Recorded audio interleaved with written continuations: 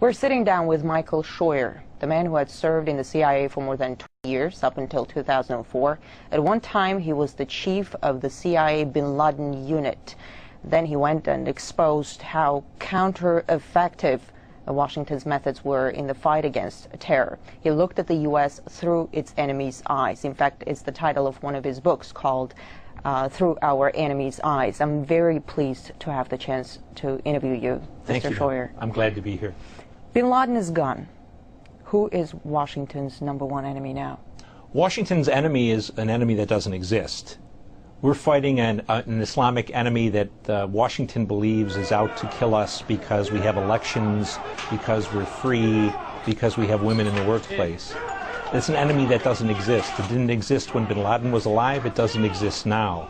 America is being attacked because of its foreign policy in the Muslim world, because of its support for Israel, because of its support for the Saudi police state, because of its presence on the Arab Peninsula. And until we accept that, until Americans can say to each other, whether you support aid to Israel or not, our relationship with Israel is causing this war, we are not going to be able to defeat this enemy. And Israel itself as a country is not the problem. The real problem is the leaders of the Jewish American community in the United States who influence and corrupt our Congress to support Israel when we have no interest there. You imply that the Israeli lobby is dragging the United States into the wars, into the conflicts? They're absolutely dragging us in. Iraq was a war that was proffered or was called for mainly. Then let me ask you this. Yeah. The situation in the region, in the wake of all these revolutions in the Middle East and North Africa, yes, you can pretty much describe it as turmoil. Turmoil is no good for Israel. What you're saying? Well, the American political establishment is caught between two things. They're extremely pro-Israel, and they're almost Marxist in their belief that democracy and the spread of democracy is inevitable in all places, in all peoples, at all times. And so they need to protect the Israelis, but they can't say what is a reality. For example, there is not going to be a democracy in Tunisia or Libya or Egypt that in any way resembles democracy in the West. And yet what they've done is create anarchy. They've created a situation where the only beneficiaries are the Islamists. The guns that have flown out of Egypt, out of Tunisia, out of Libya to the Islamists have been enormous in their volume. And the prisons that were opened in Egypt, Tunisia, and Libya have reinforced the Islamist groups across the world. So their mindless pursuit of secular democracy, at the end of the day, endangers the stability of the region and probably the whole world. Are you saying we're going to see further radicalization of the region? Oh, especially in Africa. Yes, ma'am. The guns that are flowing out of the 3 places where there were Arab Spring revolts are going to cause problems in Somalia, across North Africa, and in Nigeria. Let's talk about Syria. Yes. Syria says the earth will start shaking if anyone intervenes in their internal affairs. How badly does the U.S. Is the U.S. trying to interfere? Oh, I think we're interfering unconscionably. Until they removed the U.S. ambassador, he was running around the country trying to encourage groups to overthrow the Syrian government. That is not the role of any diplomat, United States or Russian or Chinese or British. We have really very cold-bloodedly urged Syrians to get out on the street knowing that they're going to get shot down by their government. Again, Syria is a country where there is no U.S. interest. Since I was a little boy, we've been afraid of the Syrians, and if you look at the map, it's hard to imagine that little blot of country called Syria could be a threat to the United States. The CIA has reportedly worked with the Syrian opposition for years. Well, I'm not sure we worked with the Syrian opposition. We've certainly worked with the Syrian government. Cables, well, I haven't. Yeah. Well, then, if it's there, it's there. But our relationship with the Syrians is really a relatively unimportant one. But again, it's another very good example of the dichotomy in the thinking of American leaders.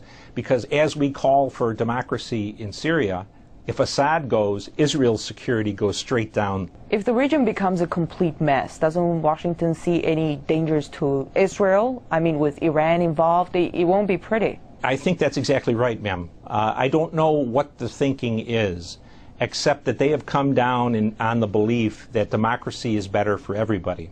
And the truth is, American and Western foreign policy interests in the Middle East have depended for 50 years on the maintenance of tyranny. Tyranny that gave us access to oil, tyranny that protected Israel, and in the last 20 years, tyrannies that persecuted Islamists to protect us. All of that is going by the wayside. And to the Israelis' credit, the Israelis are the only ones who have stood up and said, democracy may not be very good for our security, and they couldn't be more correct. About Iran, what's Washington's plan for Iran? Whatever Israel's plan is for Iran, both parties, Republicans and Democrats, are deathly that the Israelis will attack them off their own hook. And if Israel attacks Iran, the Americans will get blamed for condoning it, whether we did or not. So I think what we're seeing is a slow, almost inexorable advance toward some kind of a conflict with Iran. What do you make of these recent accusations that the Iranian government was trying to kill the Saudi ambassador in Washington? I'm not in a position to know whether or not the information was accurate. But when I was a young intelligence officer, I worked against Iran and Lebanese Hezbollah. And I can tell you, in the 90s, they were meticulous in covering their tracks and only using as agents of terrorism their own people. The plot that was described by the Attorney General of the United States is a comic opera.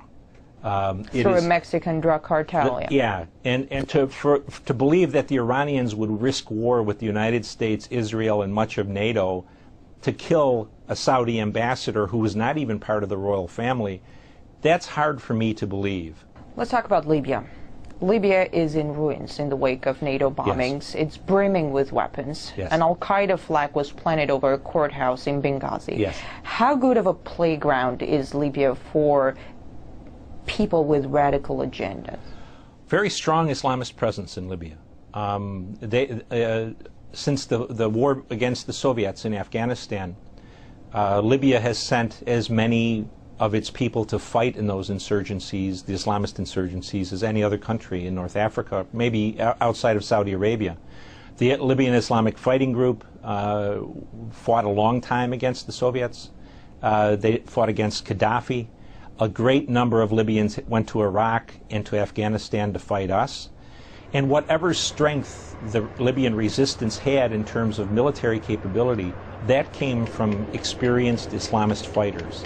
So the idea that somehow there's democracy afoot in Libya is just simply wrong. Could it become a hotbed of terror? I don't know if it could become a hotbed of terror, but it can become a country that's decidedly anti-American, anti-NATO.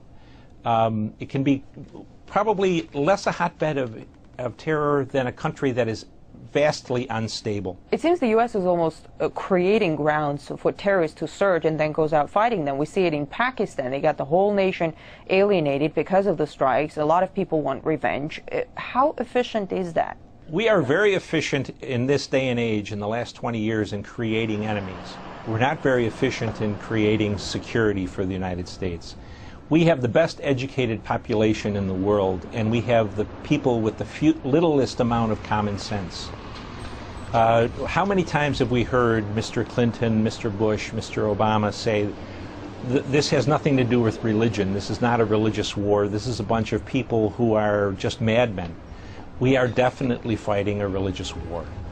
And until we come to realize that, we are never going to be able to defeat it. In fact, we're encouraging the growth of a new generation of people who are going to fight us. The U.S. is pulling its troops out of Iraq, but at the same time, it's boosting its military presence in the Persian Gulf.